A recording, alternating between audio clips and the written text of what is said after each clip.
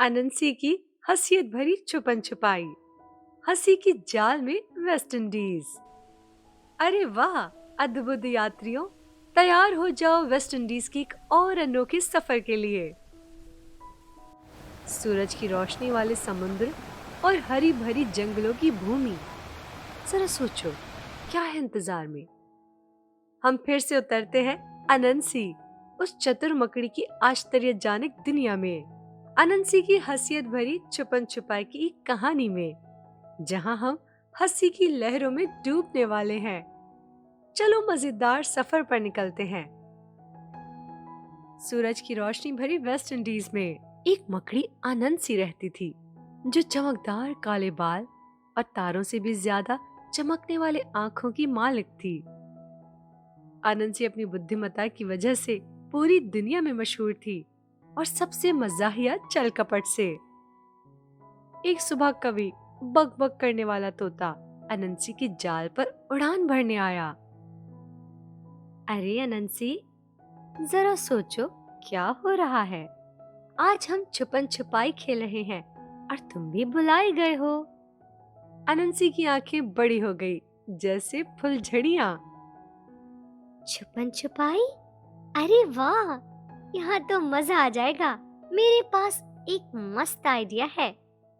अनंसी ने एक जाल बनाया। उसने अपने सारे दोस्तों को बुलाया। मियाँ हंसी सुनाने वाला बंदर, राज छल से भरा हुआ नाग और समझदार गुरु कछुआ। अनंसी ने कहा, ध्यान दो सभी, हम छुपन छुपाई खेलेंगे, लेकिन एक मोड़ के साथ। जिसका पता लगाया जाए उसको एक मजेदार नाच करना होगा। सबके चेहरे मुस्कुराने लगे और वो दौड़कर अपनी छुपने की जगह छुपने लगे। अनंसी अंत तक का चल कपट करने वाला एक ऐसी जगह चुन ली जहां सूरज की तरह चमक रही थी और 2 गुना मुश्किल भी थी। खेल शुरू होते ही अनंसी के दोस्त भागते भागते अपनी अच्छी छुपने की जगह ढूंढने लगे। मियाँ एक केले के भंडार के पीछे छुप गया, राज एक नारियल के पेड़ के पीछे छुप गया, और गुरु वो तो बस अपनी आरामदेह जगह में छुप गया। अनंसी सामने ही दिक्कत छुप गई, सीधे एक जाल में बैठा हुआ जो डिस्को बॉल की तरह चमक रहा था।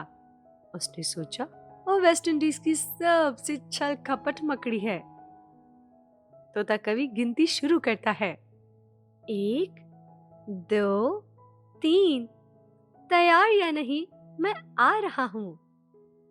मियाँ पहले थी जो दिखाई दी, लेकिन उसको कुछ फर्क नहीं पड़ा। वो बाहर निकली और एक मजाकिया नाच किया जिससे सबको हंसी आ गई। राज था अगला जिसे ढूंढा गया, और उसने एक लचकदार नाग नाच किया जो सबको हंसा हंसा कर पागल कर दिया। आखिरकार अनंसी की बारी आई। कवि अनंसी की जाल पर उड़ने आया और बोला, पकड़ लिया अनंसी, लेकिन रुको, तू नाच क्यों नहीं रहा है? अनंसी ने शैतानी चंद्रमा की तरह मुस्कुराया। अरे कवि, मैं नाच रहा हूँ। क्या तुम मेरे शानदार जाल हिलने वाले नाच को नहीं देख सकते? सब हंसी से फट पड़े जब अनंसी हिलने मिलने लगा, अपनी जाल को झूलने की तरह।